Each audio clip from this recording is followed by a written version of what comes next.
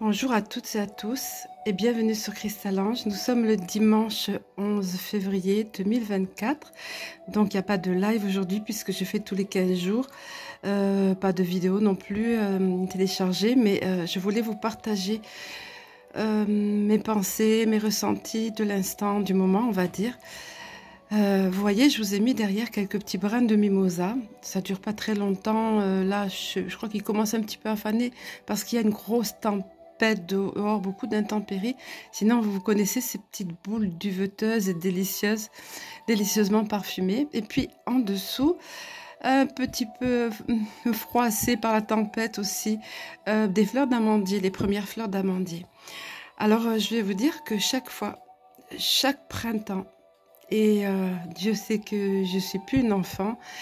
Chaque printemps, je suis littéralement émerveillée par...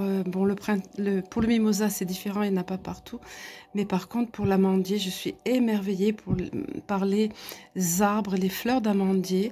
Il y a des arbres qui sont littéralement tout blancs, comme de grands bouquets virginaux, immaculés. Les bouquets de mariés, je les appelle, moi. Et qui illuminent la campagne, souvent encore grises, voilà. Et puis il y en a d'autres qui sont tout roses. Et j'ai jamais compris, j'ai regardé, je me disais peut-être là, entre parenthèses, petit truc technique, je me disais peut-être que les roses sont ceux qui sont les amandes douces, ou vice-versa, et les blancs, les amandes amères, parce que ce sont les amandes sauvages, elles sont amères. Et donc non, j'avais goûté les deux, que ce soit rose ou blanc, c'est pas ce qui détermine si l'amandier va être avec des fruits doux ou des fruits amers. Et en général, quand c'est dans la campagne, ils sont amers. Mais ça peut arriver de tomber sur des amandes douces. Donc la réflexion que je me faisais ce matin, contrairement à mon habitude, je suis tombée sur une vidéo que j'ai écoutée, que j'ai eu le courage d'écouter, qui est dans les petites vidéos actualités qu'il y a maintenant sur YouYou. J'avais pas remarqué avant, mais je trouve pas plus mal parce que ça dure quelques minutes au maximum, un quart d'heure, et ça nous donne des petits points actus. Ça nous donne si vous voulez, la version que reçoivent les personnes lambda qu'on appelle normies, quoi, vous voyez, donc via les mainstream.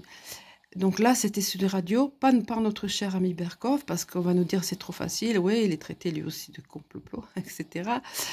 Donc, je ne sais plus la personne en question, mais enfin.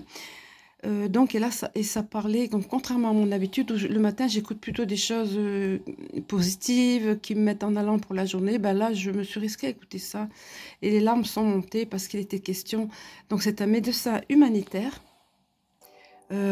Raphaël Pitti, pour ne pas le nommer, c'est en dessous de la vidéo, qui était invité sur le plateau. Et en fait, il a enfin pu passer en usant de stratagèmes, en quelque sorte, au milieu d'une équipe américaine, si j'ai bien compris, j'essaie de vous résumer au plus bref.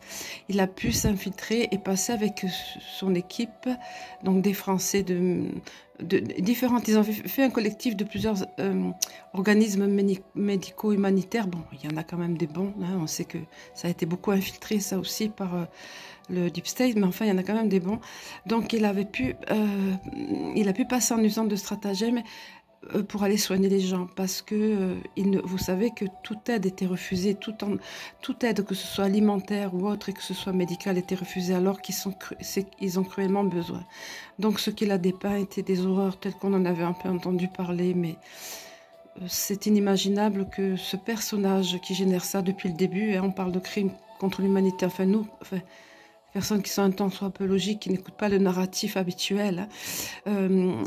Voilà, et maintenant ça commence à se savoir parce que, évidemment, ça continue ils s'acharnent vraiment, et ça tire non-stop sur les réfugiés. Enfin, voilà. Et là, donc, l'hôpital, les gens se réfugient comme ils peuvent, ils dorment là. Enfin, je n'osais pas les détails. Si vous voulez aller l'écouter, vous l'écouterez, mais c'est pas obligé, franchement. C'est pas que ça fait baisser les vibrations, parce qu'il faut pas non plus se mettre la tête dans le sable, et ça dure pas très longtemps.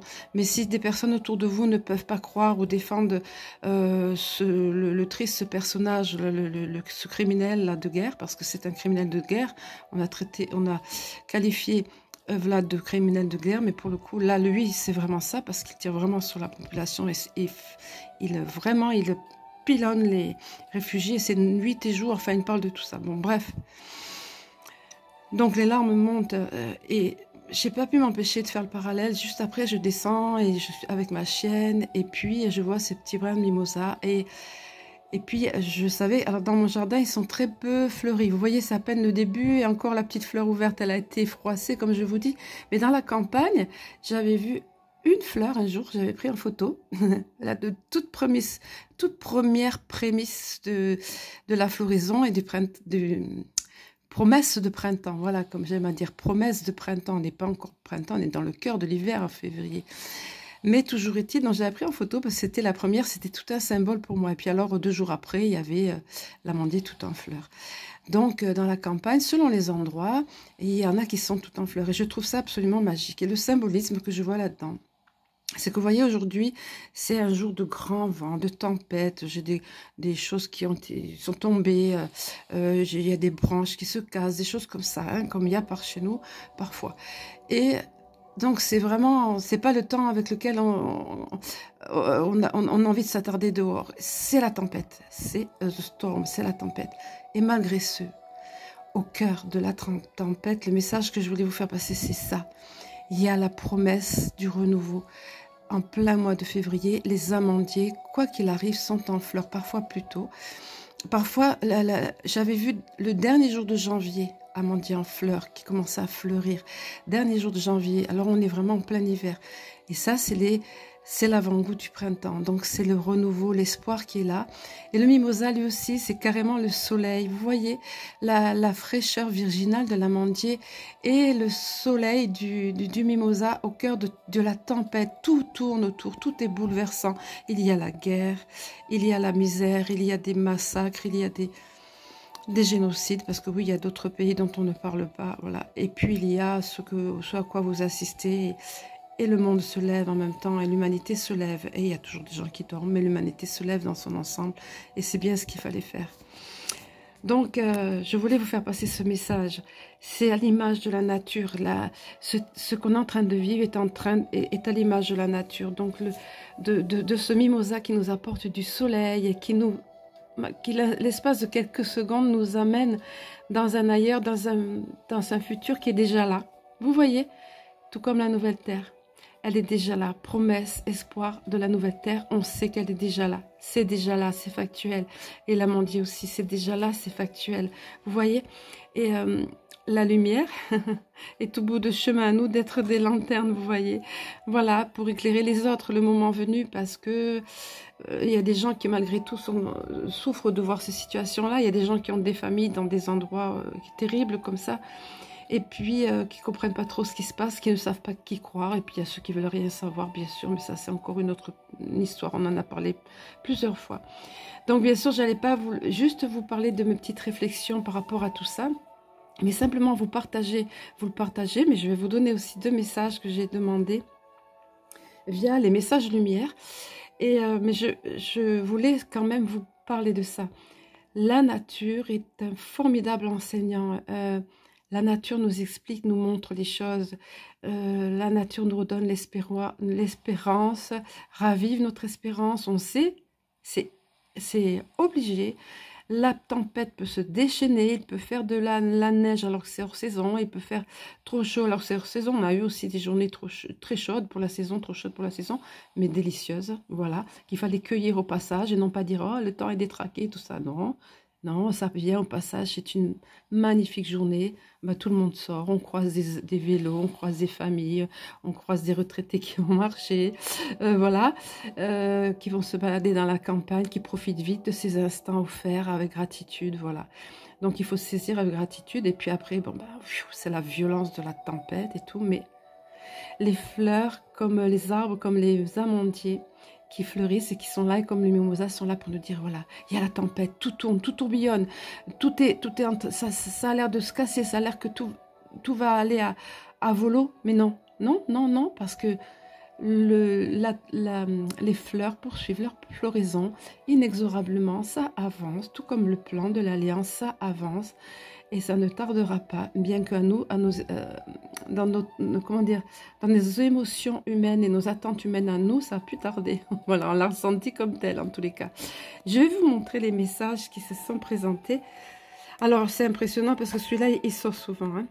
j'ai la force, j'ai la force. C'est le premier qui est venu. Ben, on veut nous le rappeler tout le temps. Puiser notre force dans le Très-Haut, dans l'univers, dans la source divine. Voilà, quand on se connecte et qu'on est en union avec l'univers. Bien sûr, on est dans le pragmatique, on vit, on est dans la matérialité, mais régulièrement se ressourcer. Dans le Très-Haut, regardez, c'est comme une épée de lumière. Nous sommes des guerriers, guerrières de lumière. J'ai la force. Je suis en parfaite union avec l'univers et je suis l'unique maître de la situation. Plus rien ne m'affecte émotivement et je reprends totalement confiance en moi. Je sais qu'avec Dieu, je peux tout. Je puise maintenant en cette nouvelle puissance qui émerge en moi et je traverse cette phase évolutive en toute confiance. L'humanité est en pleine phase évolutive. À nous de puiser de la force dans le Très-Haut, dans notre connexion avec le divin, en reprenant confiance, quand on peut mettre un genou à terre, mais continuer d'avancer, se redresser avec Dieu, avec la source divine, amour, on peut tout, voilà. Et nous sommes dans une phase évolutive en tant qu'humanité, nous sur le plan individuel bien sûr, mais en tant qu'humanité, nous sommes vraiment dans une phase évolutive, traversons-la en toute confiance, voilà. Et le second, regardez si c'est magnifique.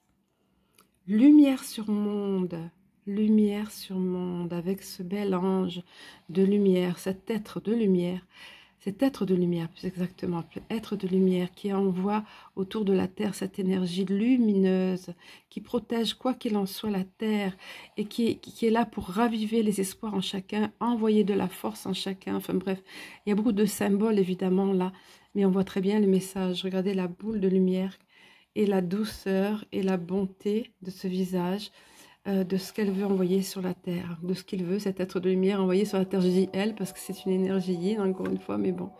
Lumière sur monde. Par le travail que je fais pour l'élévation de mon être, je permets d'apporter lumière sur monde. Une aide divine nous est apportée afin d'implanter l'amour sur terre. Je dirige positivement l'énergie consciente de mes pensées dans le but de participer à cette magnifique entraide de paix pour un monde meilleur. Donc autrement dit, ça peut être nous, cet être de lumière, l'espace d'un instant, ou par notre façon de vivre au quotidien, ou l'espace d'un instant, quand on envoie, qu'on visualise de la lumière, qu'on vibre de façon positive et qu'on envoie des belles pensées d'amour et lumineuses, parce que vous savez que nos pensées sont vibrantes, créatives, les mots, on n'en parlera jamais assez. On n'en parlera jamais assez, mais c'est exactement ça. On peut tous, à notre façon, apporter notre part. Vous voyez, un travail, c'est un travail qu'on fait pour élever non seulement notre être, mais aussi pour apporter cette lumière sur le monde. Alors, certaines personnes aiment bien le faire collectivement, quand en cercle ou peu importe, en se réunissant, si elles peuvent le faire et être sûres de ne pas être polluées par des personnes qui sont avec de mauvaises énergies, tout est bien. Et individuellement, on est très puissant aussi, on peut le faire, ça peut prendre quelques secondes dans une journée, c'est juste tellement, avec de l'intensité de cœur, tellement puissant. Ne sous-estimons pas la puissance qui est en nous, nous sommes de puissants créateurs, co-créateurs plus exactement, vous voyez. Donc, vous voyez, afin une aide divine, on n'est pas seul bien sûr dans ça, une aide divine nous est apportée afin d'implanter l'amour avec un grand A, l'amour inconditionnel, celui qui n'exige rien en retour, celui qui ne pose pas de conditions. Donc afin d'implanter l'amour sur terre, je dirige positivement, je dirige l'énergie consciente de mes pensées dans le but de participer tous ensemble, unis, de participer à cette magnifique entraide de paix pour un monde meilleur. On peut tous ensemble, plus on est nombreux à le faire, même si vous êtes chez vous, dans votre cuisine, dans votre chambre, dans votre jardin, en vous promenant, en vous baladant, en envoyant de la lumière et de l'amour sur la terre, vous pouvez énormément, en parlant entre vous aussi avec des mots vibrants de positivisme, de positivisme tout simplement, d'amour, de bienveillance. On peut faire énormément avec des choses toutes simples. Nos pensées sont vibratoires, nos mots sont vibratoires, sont créateurs. Voilà. Sur ce, je vais vous laisser unis Unis, c'est pour ça que je vous dis toujours je vous aime, je nous aime, mais vous le savez, pour la plupart d'entre vous, unis, ensemble, on y arrive, on se soutient les uns les autres, on s'encourage les uns les autres, on se donne de bonnes idées les uns les autres. La solidarité va être de plus en plus mise à l'honneur avec ce qui se passe, les agriculteurs et d'autres choses, d'autres mouvements sociaux, enfin, voilà. L'humanité se lève, donc forcément, quand on dit l'union qui fait la force, l'unité fait la force, c'est pas un vain mot. C'est à notre époque, plus que jamais, qu'on le voit et qu'on le verra.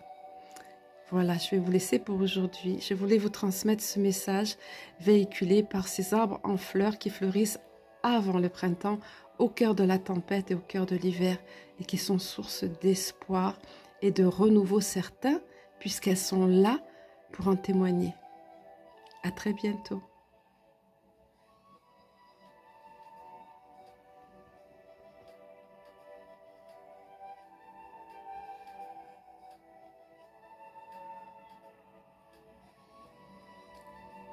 Je vous laisse sur la musique de Sylvain Guinet, Atlantide, je ne sais plus exactement le morceau, j'aime énormément ce morceau-là. Sylvain Guinet, qui est un compositeur, vous avez eu l'occasion de le découvrir déjà, inspiré, dit inspiré, et puis en ouverture et en connexion, bien sûr, en ouverture spirituelle, en ouverture de conscience. À très bientôt.